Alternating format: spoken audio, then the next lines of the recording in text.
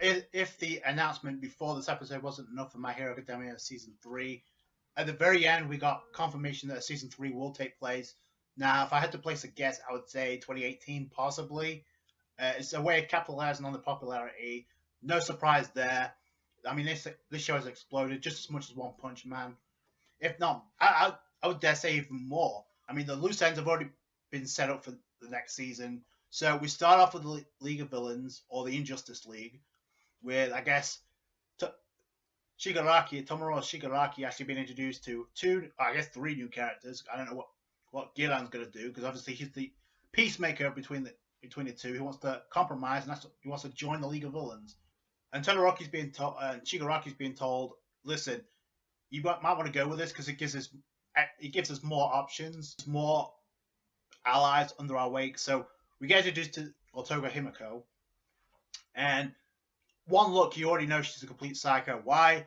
We've seen that smile in Shonen. If you're looking at from as an outsider and you see that smile, you think, oh, she's kind of innocent. Until the first thing she says is like, I don't want to live in this world. I'm going to kill the hero killer Stain. So she's constantly repeating that. She's a complete psycho. Then we get introduced to Darby. So obviously we're going to get to see what these characters can do in Season 3. And obviously Shigaraki's kind of just disturbed by all of it. So he's walking away, wrap up the final semester of the first year for the heroes at the academy. They can actually train, but obviously I guess the option of actually shopping to get, well, not altogether, because Todoroki said he's going to visit his mother, and Bakugo says that I'm not joining you guys, that's just stupid. So Uraraka Ida even joins up, so that's kind of cool. Minato, you know he's going to be there because obviously he wants to spam girls. Because obviously the first thing he says is, "Okay, I have infrared binoculars." So we get most of the cast. We get Deku, we got Uraraka there as well.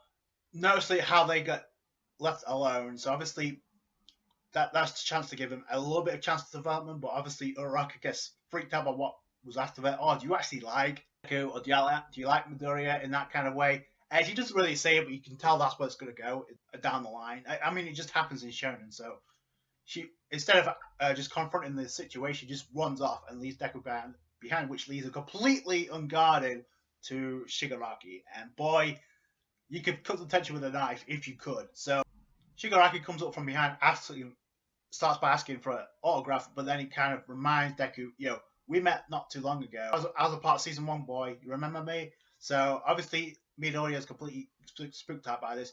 But what I like about the scene, he doesn't freak out. He doesn't shout. He's, I guess, as calm as he can be, with under the clutches of Shigaraki, which we know what his quirk is. He can erase people and just have a snap it with all 5 fingers. There's not a whole lot Deku could have done, even if he wanted to. And plus, Shigaraki pretty much threatened to kill everybody that was watching. So, and Deku was like, "You really think you can get away with this? People will watch, and heroes will come in just like that." But Shigaraki wasn't bothered about that, and he actually stated that even after I kill you or kill a hero, people will just go on smiling with their everyday lives. That's just how people can be. So I get the feel that's going to play a factor down the line. I know it's not too much to think about, but it's the little things that the likes of Shigaraki say that end up spouting truth in the end, because that's exactly how the world of society does act in everyday life. So that's going to play a role, I guarantee it.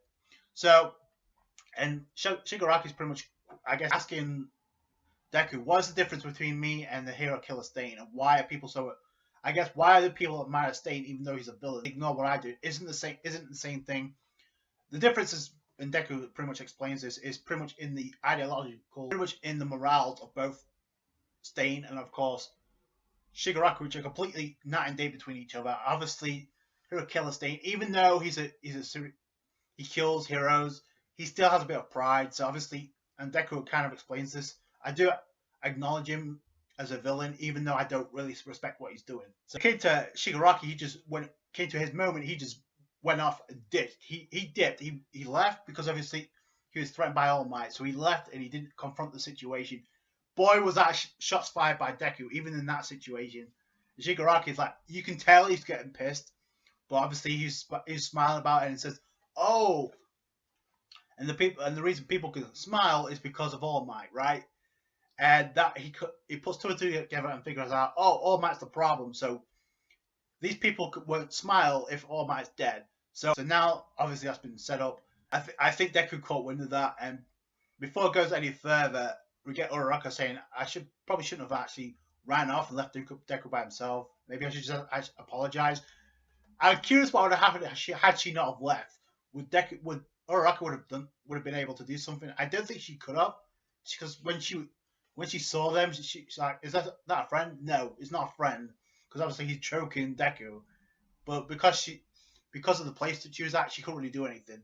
The same reason Deku couldn't actually act against Shigaraki. But back when he let go of him and he was walking away, and he walked past Uraraka. By the way, I thought he was actually going to do something too, because when he noticed Uraraka and she's like, "Yo, let go of him," Shigaraki looked like he was going to do something, and then you see Deku kind of like say, "Don't do anything," and then he just lets go of Deku and just walk past Uraraka. That was a tense moment. And then after that, Deku's like, "Yo, Shigaraki, what is it worth all for one?" And Shigaraki doesn't really give a response to that. It's like, who knows? But obviously, that's gonna be a plot point for season 3, no doubt.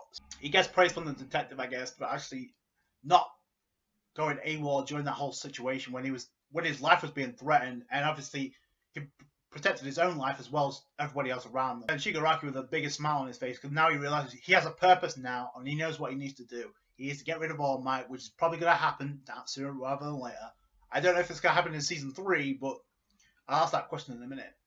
Speaking of All Might, we do actually get him approach Deku, apologizing because he couldn't make it. I guess Deku's worried about what Shigaraki said, so obviously that's going to play a role. And the very last scene we see at the credits is Deku training, and we get All Might passing the ball. Very reminiscent, the mentor of Deku. So obviously, like I said, it's all setting up, and he's like, "Oh, so Shigaraki finally has a purpose, right? So now he can once he's ready, he can take my place." And then you see a brain that's very reminiscent of what Namu has. So is he going to plan that on, or is that something else that's going to happen? Because we could get more Namus down the line, so that'd be insane. Just think of a Zetsu army of Namus running wild across the world. So that'd be insane alongside the League of Villains, and that could be what happens. So, and by the way, speaking of Uraraka, I think there's obviously a reason why she's there. Not just obviously romantic feelings, but obviously because I think she's going to be one of the heroes to actually go up against Himiko Toga. I would not be surprised in season 3. I would not be surprised if either Bakugo or Todoroki, because they weren't there, would actually go up against Darby at some point. And I don't know what Giron can do. I think he's like more a negotiator more than anything else. They look like a real threat. So obviously, will they be a bigger threat than Hero Killer Stain? And will he make a reappearance? That just imagine that alliance and Himiko Toga actually saying, "I want to kill Stain multiple times if he's not still alive." So obviously that'll play a role. I think he'll reappear definitely. Just the fact that he's a popular villain anyway. Before I give you my thoughts about the entirety of season 2, because of All Might's health deteriorating with pretty much with each scene or each fight in the series. Do you think it's possible that by the end of season 3 something will happen to All Might at the hands of not only one, because it's obvious All Might, even during this fight with Deku and Bakugo, which I'll mention in a minute, his health was still deteriorating, so it's not getting any better. So that could play a role in season 3. I wouldn't be surprised. The very first season, it was Deku that kind of like jumped in to try and save All Might. So had he not have done that, what would have happened to All Might? So I think it's important to know a couple of things. One is a lot of characters got the chance to shine, a lot of development. Uraraka, Momo, Minato to some extent, even Bakugo to some extent, even though we don't really know the real reason why he's so pissed off at Deku, which kind of is annoying at this point. But Bakugo's gonna have his moment, I guess. A full flashback, by the way. I would say too, Ida and pretty much Todoroki, and I'm not just saying that because they're the ones that actually polished off, delivered the finishing blow to the Hero Killer Stain. But I will say this, because of what we got at the UA Sports Festival art with Todoroki, that was some monstrous development. And look how from the very beginning of the series to where he is now, and you see like a scene where he's talking with his mom, seeing his mother, and he's actually smiling. That didn't happen at the beginning of this season 2, so that's some development. Plus, he has some effect. His mother has some love for him now, and we know what his backstory is now. We know he's working on Endeavor now. So that's gonna be cool to see where that goes. Ida got some monsters development midway in this season 2.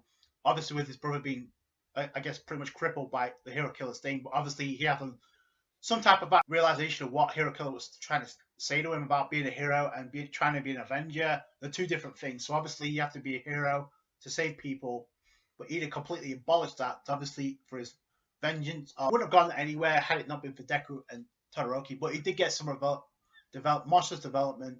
So, and Deku he's gonna get development anyway, but his training, he's little by little controlling One for All. Full control of that by season 3. He's obviously training now because obviously they're training for the second year, so they're using that time to train. Well, hopefully it's well spent because they need to train now because hell's going to come up upon them with the League of Villains. So I can't wait for that. You can already tell that hell's going to break loose, and I can't wait for that. So that's it from me. Thank you so much for watching. I've really enjoyed season 2. I've really enjoyed the season as a whole. Let me know your thoughts down below. Hopefully season 3 is just as good, if not better. I'm pretty sure it will. Like this video if you did appreciate that. Comment down thoughts about what you thought about season 2 and this episode. Comment, rate, subscribe. Catch you guys later. Bye.